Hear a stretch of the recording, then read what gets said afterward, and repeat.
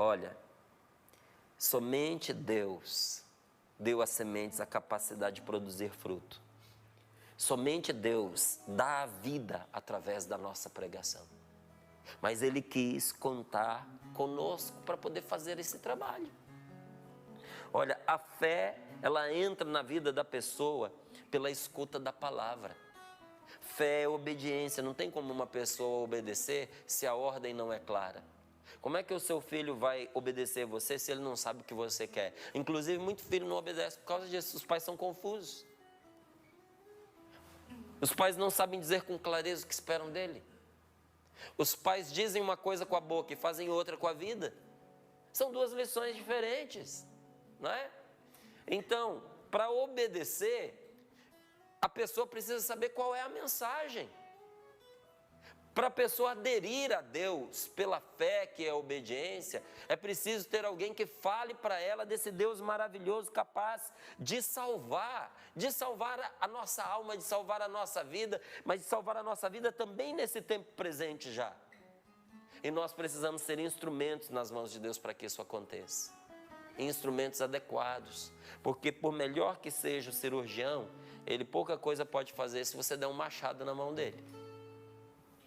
Essa pessoa precisa fazer uma cirurgia e está lá um cirurgião excelente. Se ele não tiver outro instrumento e a necessidade demandar, ele vai usar o machado. Mas você já deve imaginar o estrago, né? Um corte que era para ser sutil, para ser delicado, por melhor que seja o cirurgião. Imagina ele sustentar esse machado. Imagina o que é o fio desse machado. Não se compara com o fio de um bisturi.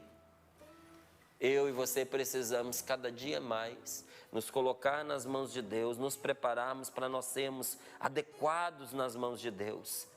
A fé, quando ela entra na vida das pessoas, ela vai transformando esta vida. Quando alguém adere a essa confiança em Deus, entra no descanso de Deus, como o próprio São Paulo aqui faz a distinção. Esses dias a gente pregava aqui sobre aqueles dois cegos que tinham seguido Jesus. Gente, a fé havia entrado naqueles dois homens.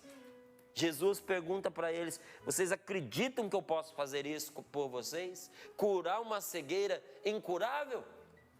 Mas a fé tinha entrado no coração daqueles homens e pela fé Jesus os curou. A nossa fé lida com impossíveis. Deus lida com impossibilidades. Nós precisamos saber disso. Nunca é tarde para Deus agir quando nós temos a coragem de colocar nas mãos dele uma situação sem solução.